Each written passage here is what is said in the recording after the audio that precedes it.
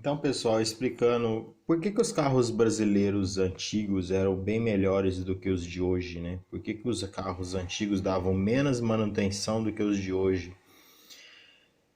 Porque naquela época o brasileiro ele tinha um pouco da riqueza de moral e cívica, né? Então ele pensava no próximo, ele tinha essa educação de fazer o melhor para o próximo, né? E o Brasil também estava com as portas fechadas, né, para o mundo lá fora, né? Então ele tinha que produzir carros com engenheiros brasileiros. Todos os carros brasileiros foram produzidos pelos engenheiros do Brasil, né? Então eram carros que era para aguentar porrada, era carros para aguentar a cultura do brasileiro, era carros para aguentar os buracos que tinham no Brasil. Tanto é que eles faziam comerciais, né, de carro resistente, né? Como esse aqui do Fiat 147. Especial vai Ó, cumprir uma promessa: subir e descer os 365 degraus dessa escadaria. fizeram um carrinho básico, né, que é o Fiat 147, subindo a escadaria da penha, né? Então, naquela época, eles sempre faziam o melhor, né? Sempre queriam o melhor para o próximo, né? Sempre queriam o melhor.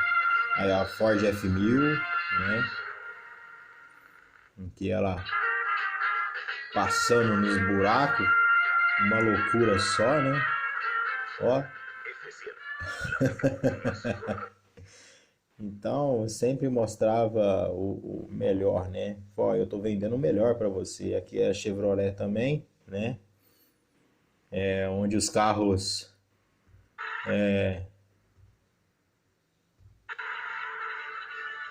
passando em qualquer lugar. Gozado, né? Não capota igual a Hilux, não, ó. E é carro antigo, né? Vai fazer isso numa Hilux hoje, se ela não vai pro chão. Então, são carros produzidos por engenheiros daqui, né? Então, os caras se matavam, lutavam, olha só, atravessando uma porteira, pulando, né? Mostrava como os carros daquela época era melhor, né? Ó, se tiver água na pista, como é que o carro se dá, né, pessoal? Uma chevinha, né? Então eles sempre mostravam a resistência dos carros, né? Por isso que os carros da época duravam mais, né? Puxando cavalo de pau e não capota, olha só, não capota o carro, ó, olha aí, uma bonança, hein? Então, pessoal, é isso aí, ó. Na época, os fabricantes tinham respeito ao próximo, né? Então sempre faziam coisa melhor para o povo, né? E em 94 para cá, o Brasil abriu a fronteira, né? Entrou a globalização, né? A globalização fez ao tempo esses engenheiros aposentarem ou também perder o trabalho de engenheiro, né? E, e aí foram feitos tudo por engenheiros europeus, né? Ou americanos, né? Viva a globalização, né? É isso aí, a globalização. Os engenheiros produzem carro, agora acho que hoje deve estar assim, os engenheiros agora são tudo da China, né? Então os carros é tudo projetado, feito lá na China e mandado as peças para cá e só montado aqui. Olhe lá, às vezes o carro vem inteiro, né? Então, é por isso que os carros de hoje dão muito problema, dão muito manutenção, né? E também tem muito mais peça também, né? Vocês podem ver que a maior parte das manutenção dos carros são problemas de sensores, né? E o problema é ter que ficar procurando sensor, qual que é o problema, né? E é bem cansativo isso, né, nos carros de hoje, né? Porque você pega um carro desse, você vai viajar para qualquer lugar, às vezes você tem que ir com medo, né? Porque se esse carro quebra numa cidade pequena, ninguém vai conseguir arrumar, né? E sendo que um carro antigo, ele é fácil de arrumar, ele é fácil de resolver o problema dele, porque ele tem poucas peças, né? As peças são bem mais resistentes, né? Então, o próprio motorista consegue arrumar o próprio carro, né? Porque o problema que apresenta nos carros antigos era bem simples de resolver, né? Até você conseguir uma pequena gambiarra ali e ir até o mecânico, né? Onde tinha até aquela famosa piada, né, naquela época sobre o Fusca, né? Ah, é só levar um rolo de arame e um alicate que você anda o Fusca no mundo inteiro, né? Então, essa era a diferença, né? Eram produzidos por engenheiros brasileiros, né? Os carros eles não eram tão caros assim. Hoje os carros estão mais caros que os antigamente, então eu não sei quem está ganhando muito dinheiro aí, né? Porque governo não tá. Governo, aquela época o imposto também era mais barato também, né? E uma época que eu achei muito engraçado que eu estava comparando o salário mínimo com, com o valor do carro, né? Então, na década de 62, em 1962 a 1969, você poderia comprar um Fusca com 12 salário mínimo. E olha que o carro na época tinha mais funcionário, né? Tinha mais empregado na fábrica. Era mais trabalhoso produzir um carro, né? E hoje um carro é produzido em 10 minutos, né? Sendo que naquela época você produzir um Fusca levava quase uns 4 dias, 5 dias, se for ver, né? Hoje ele é produzido em 10 minutos um carro. E o carro você tem que pagar no mínimo 45 salário mínimo, né, para comprar o carro, né? Sendo que naquela época você comprava um carro com 12 salário mínimo. E naquela época também era muito difícil você ter um salário mínimo, porque você não ganhava um salário mínimo, você ganhava dois, você ganhava três, quatro, né? Porque naquela época faltava emprego, né? As indústrias no Brasil naquela época era muito forte, né? Então sempre faltava gente. Tinha até comentário das pessoas que estão na fila para entrar numa empresa, né? E a outra empresa passar com um caminhão avisando que quer dar salário melhor para você se for trabalhar para aquela tal empresa, né? Então tinha muito disso daí também. Faltava gente para trabalhar nas empresas, né? Isso foi tudo na era do militarismo, né? Que onde o povo onde eu aprendi na escola que o militarismo foi ruim, eu não sei aonde, porque até em questão de segurança, né? Eu questionei muito isso com um professor meu de história, que fala, se o militarismo foi tão ruim, por que que os muros das casas tinham apenas 50 centímetros de altura, 1 metro de altura, né? A maioria dos muros das casas tinham essa altura, né? Peguem a arquitetura das casas dos anos 60, 70, né? Vocês verem como era tudo baixo o muro, né? Tudo aberto a casa, né? Então, naquela época o povo tinha respeito, né? Tinha educação moral e cívica, né? Faltava, não existia bandido, né? Era muito difícil ter bandido, só era bandido quem quisesse, né? Então, essa era a grande diferença, né?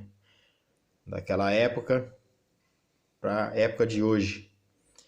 A gente perdeu nossos valores, a gente perdeu as nossas causas. Hoje nada é fabricado no Brasil, é muito difícil as coisas serem fabricadas aqui, porque o empresário aqui é monstro, né? O empresário aqui é maldito, né? Então vamos explorar, vamos processar ele, vamos foder o empresário, né? Sendo que o povo não tem conhecimento de que o empresário ele é muito explorado pelo governo, né? Então vai fechar muitas empresas, infelizmente, no Brasil, se continuar desse jeito. Muitas empresas vai fechar. Não dá para ter condição de ter uma empresa no Brasil por causa de direitos trabalhistas, por causa de impostos, por causa de burocracias também, né, que são muitas, né? E é sempre para ferrar o empresário. Então ele acaba abrindo a empresa em outro país, né, onde a burocracia é menor, onde o salário é menor, né? Preferem abrir na China, né, porque lá a mão de obra é escrava, né? E você não paga o funcionário, você paga o governo. Lá é um sistema de comunismo que deu muito certo, né? Dentro da China é um comunismo onde o povo é escravo do governo que trabalha como escravidão na empresa. e fora ela é democracia, né? E sendo assim, né, a gente vai perdendo nossos valores, né? A gente dá valor mais pro carro de fora, né, porque é do carro brasileiro, né? Quando um engenheiro consegue produzir um carro no Brasil, o que que o brasileiro faz? Mete o pau, reclama, que fala que não presta.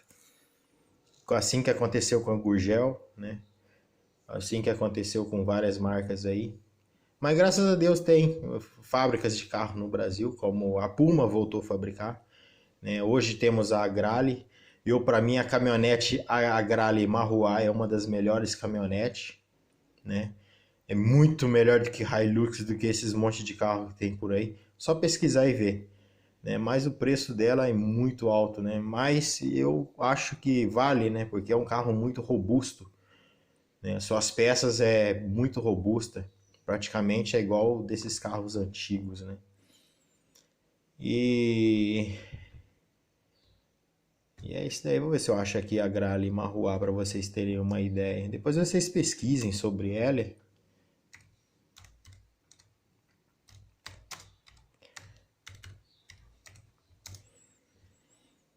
Aqui, ó, um carrinho totalmente imponente, né? 4x4, reforçado. Aí, ó. É um carro que ainda tem uma tecnologia dos anos 80, né? Robusto, forte, aguenta porrada. E ele é totalmente brasileiro, né? Totalmente projetado por engenheiros, tudo brasileiro, né? Então ainda tem uma salvação aqui ainda, né? Agora você olha, esteticamente o carro é feio e tal, mas você quer luxo? Eu acho assim, que se você quer luxo, procure pôr luxo na sua casa, não num carro. O carro serve só para te levar para onde você precisa ir, só, né? Eu acho que um caminhoneiro precisa de luxo, né? Porque ele vive dentro de um caminhão, né? Agora carro você vai ficar quanto tempo dentro de um carro, né? Então, a diferença tá aí. Quer durabilidade? Né? Procure carros com engenheiros brasileiros, né? Porque eu não estou reclamando dos carros europeus. Os carros europeus são fabricados para durar pouco, né? Porque lá na Europa, o carro lá, no máximo 5, 7 anos, ele é pro lixo, né?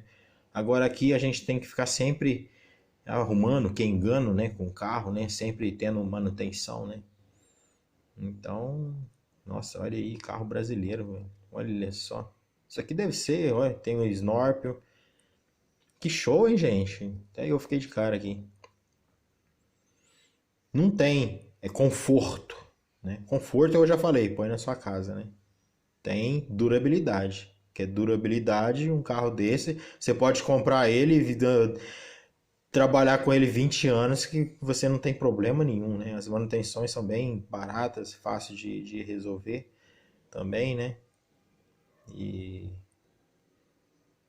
e é isso aí, pessoal. Ainda existe, graças a Deus, existe carros assim ainda no Brasil. É só o povo buscar aí e ver o que é melhor para ele.